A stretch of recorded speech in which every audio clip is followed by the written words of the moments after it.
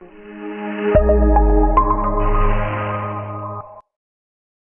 know that the cell is the basic functional unit and it is broadly classified into three parts. Number 1 is your cell membrane, number 2 cytoplasm along with its organelles, and number 3 is our nucleus. So we have finished the discussion of cell membrane in our class of cell membrane. Today we will learn something about the second part, that is cytoplasm and its organelles. Coming to cytoplasm, it is an intracellular material enclosed within the cell membrane and it surrounds the nuclear material, right? It is clear. It is present within the cell membrane and around the nucleus.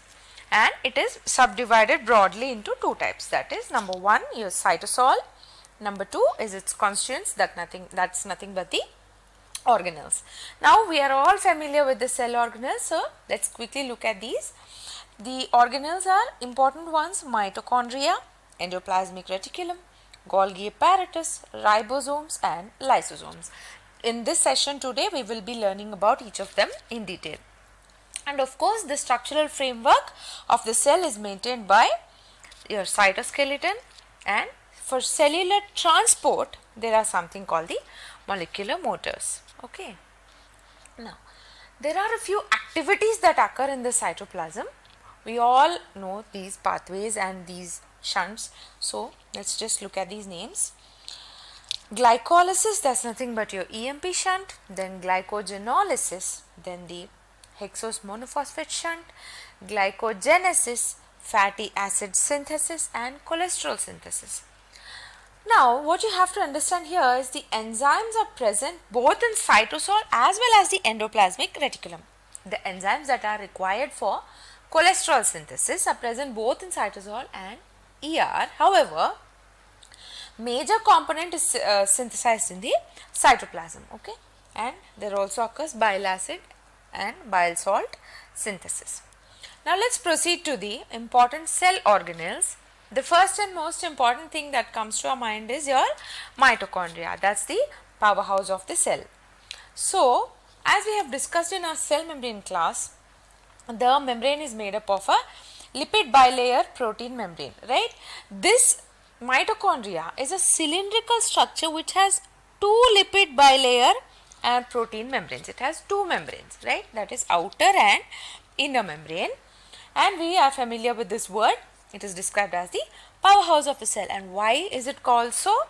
Because of the presence of enzymes that are essential for the energy metabolism and the synthesis of the energy currency of the cell, that's nothing but your ATP, right? And it also, another striking feature is that it has an independent DNA apart from that which is present in its nucleus. It has an independent DNA and the functions importing and self-synthesizing of proteins. That's the function, and this is how your mitochondria looks, right? Now for our exam point of view, let's look at some important mitochondrial activity. So the important metabolic pathways are fatty acid oxidation, electron transport chain and the Krebs cycle or the TCA, or also known as the citric acid cycle, and also the oxidative phosphorylation. These are the pathways that occur. Now another important pathway, there are two pathways for which the initial steps they will occur in the mitochondria and the later steps occur in the cytoplasm.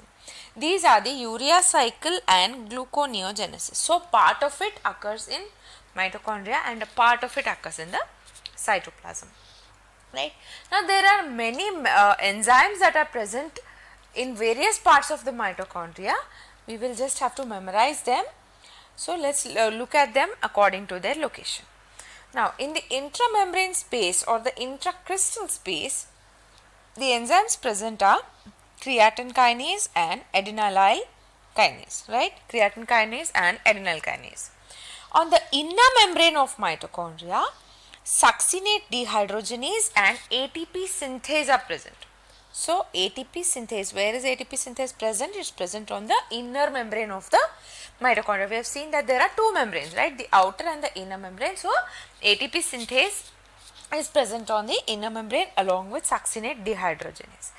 Now the mitochondrial matrix It has pyruvate and glutamate dehydrogenase, and also enzymes required for citric acid cycle, beta oxidation of fatty acids, and the urea cycle. All of these are present in mitochondrial matrix. The important ones that you have to remember here are the intramembrane space has creatine kinase, inner membrane has ATP synthase, and mitochondrial matrix has glutamate dehydrogenase. Kindly try to memorize at least these three, right? So the marker enzymes for mitochondria are the enzymes which are present in the matrix, the inner membrane as well as the intermembrane space. Okay. Now let's proceed to the most important organelle after mitochondria, that is the endoplasmic reticulum. So by definition, the structure of endoplasmic reticulum is an extensive network of tubules. It's a network of tubules running between the cell membrane and the nucleus, right? So it's a network of tubules, and we all know this, that there are two types of endoplasmic reticulum, the rough or the granular endoplasmic reticulum and the smooth or the agranular endoplasmic reticulum. Why are we calling this as rough or smooth? It is based on the presence or absence of the ribosomes. So as you can understand, the smooth endoplasmic reticulum is devoid of ribosomes, hence it is called agranular or smooth type. Okay. Now what is the function of smooth endoplasmic reticulum? See, smooth is for S, right?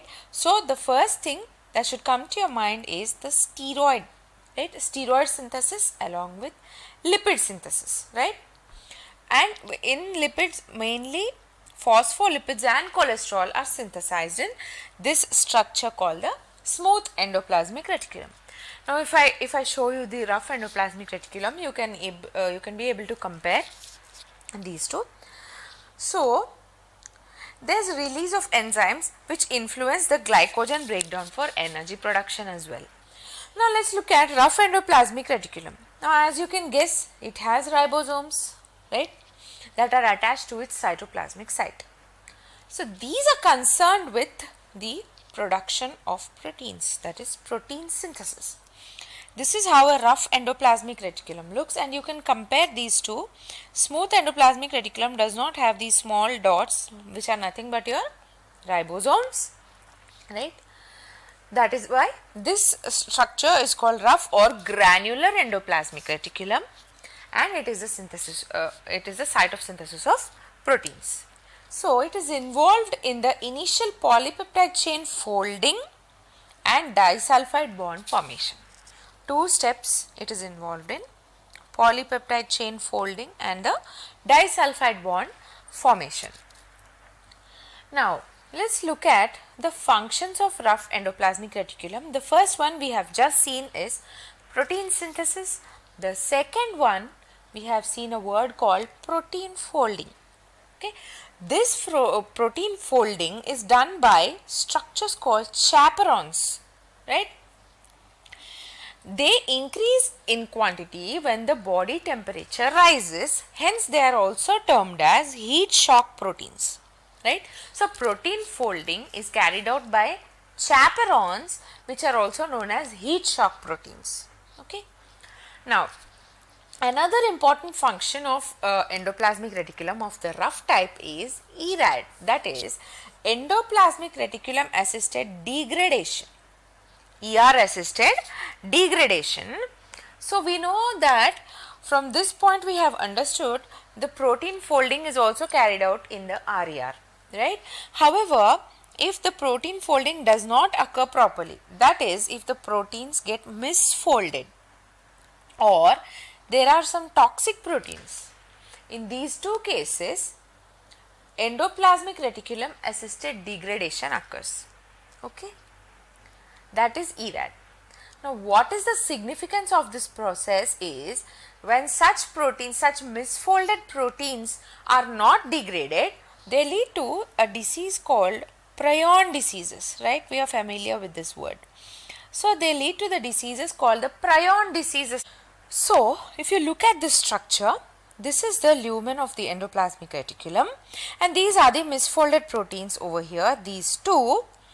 And what happens is when these misfolded proteins are present, we know that the ERAD complex along with ubiquitin causes degradation of these misfolded proteins by proteasome. Okay, this is the ERAD process. Now we have seen that they cause something called prion disease when there is no endoplasmic reticulum assisted degradation.